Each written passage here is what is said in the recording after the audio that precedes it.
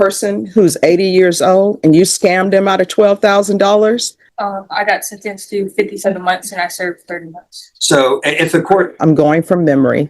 This is a case where the complainant was. This case starts with jokes and casual chatter, but don't let that fool you, because what follows is one of the coldest reality checks we've seen in a courtroom. An 80-year-old man answers a phone call, hears his grandson is in danger, and within moments, his life savings are gone. The woman standing before this judge didn't just break the law, she exploited fear, urgency, and family love. And today, the judge makes it very clear, sympathy is not guaranteed, and excuses won't carry weight. Stick around, because the turning point in this hearing changes everything, and the judge's final warning might decide whether this defendant walks free or goes back to prison. that's the reason not to cheer for Texas Tech, Judge. There's going to have to be a debate, right? Judge, as long as the Longhorns are out, I'm happy. Ooh. Ooh. Short horns. And have you talked to Jason Gerhan No. about what is he, Texas A&M? Yeah. It's kind of a cult. And has somebody talked to Notre Dame? They're still upset. You have deprogramming for all the A&M fans. I don't even know if I should take this up because of Oklahoma. You know, do it for my dad. Okay. All right. I'll do it for him. He has LSU roots. And your mom. Their love story was so great. You know, your sister told me about their love story. She took them by my dad getting arrested. Yeah, she told me about that. And I can joke with him. We've known each other forever.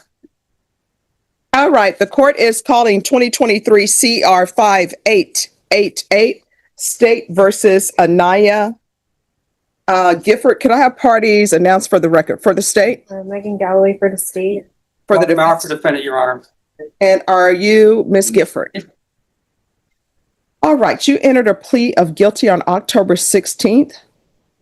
There was a request for a PSI.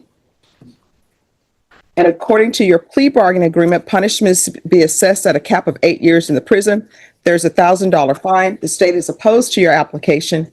And there's restitution of $12,000 to Mr. Holtzworth. Have both parties had a chance to review the PSI? Yes, I've reviewed it, Your Honor, and I have no objections. I don't have any objections, Judge. All right. And are there any witnesses? The state has no witnesses, Your Honor. No, Judge, I just have an argument. All right. The court will hear argument. State you're opposed. I am, Your Honor. I'm asking for the court to deny the application and sentence her to 8 years and reserve the rest of my time. All right. Just one moment. Let's see.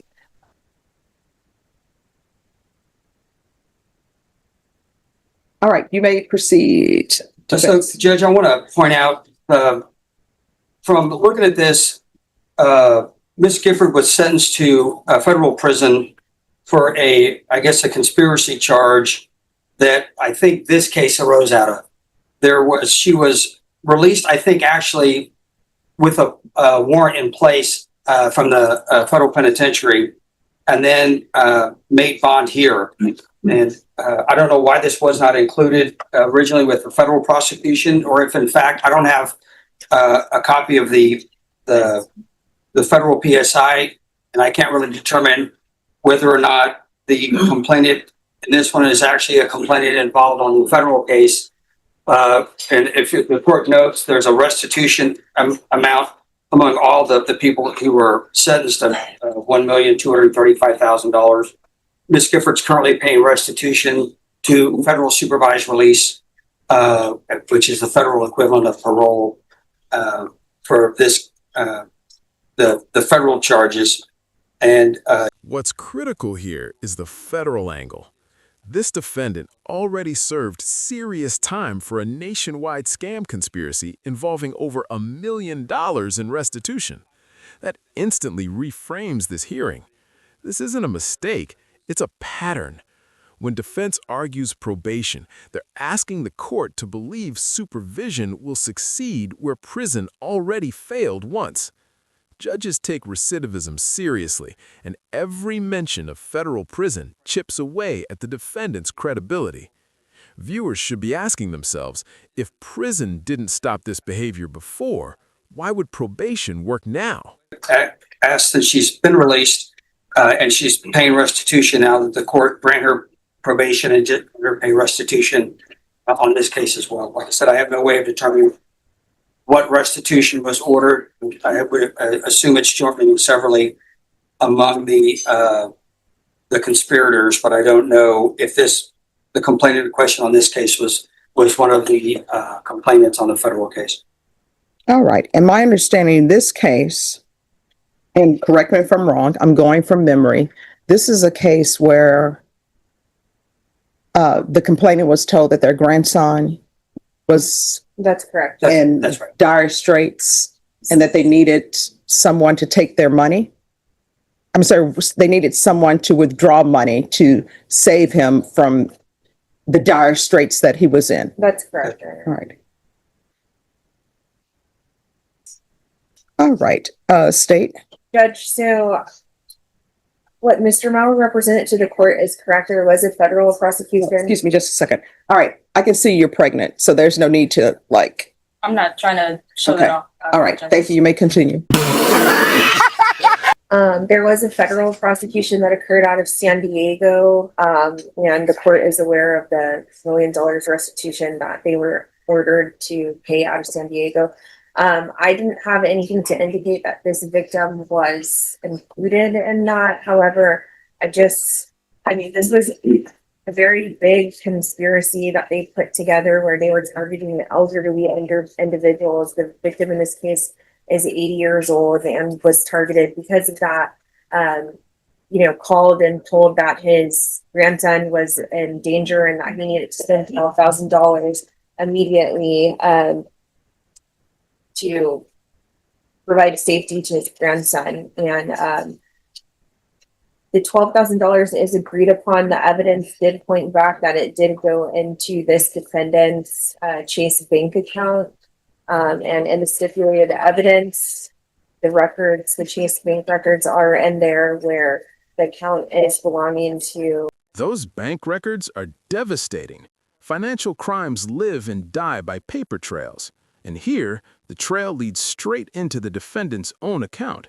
No speculation, no confusion. This is the moment the defense loses leverage. And when the victim is elderly, courts treat these cases with extra gravity. This isn't just theft, it's predatory. Do you think restitution alone fixes this kind of harm, or does accountability require incarceration? I can work on that. All right, here's my question. Do you have any loved ones? Yes. Mom, dad? All right, let's assume that someone's picking up the phone and calling you and saying, hey, your mom has been in this accident and we're going to arrest her unless $12,000 is paid, right? So look at that as that type of urgency. So when are you going to have this $12,000? Because I can tell you, and your attorney can probably tell you, the person who's 80 years old and you scammed them out of $12,000, they're probably on a fixed income. They worked all their life to save that. And you came in because you didn't want to get a job and you wanted to build your happiness off somebody else's misery. So I want to know when you're going to have this $12,000. And I can tell you the latest is going to be in February. I can do that. I think that's a good idea, Judge. All right. And I'm not saying I'm going to grant it, but what I'm saying, that would probably help your case tremendously because he needs his $12,000. By the end of this hearing, the judge doesn't issue a sentence, but she issues something just as powerful, a deadline. February, $12,000, no excuses. This ruling balances accountability with one final opportunity to make the victim whole. But make no mistake, fail to pay, and prison is waiting. This case is a reminder that scams don't just steal money, they steal peace of mind. If you found this case as shocking as we did, make sure to hit that like button, share your thoughts in the comments, and don't forget to subscribe for more jaw-dropping courtroom breakdowns.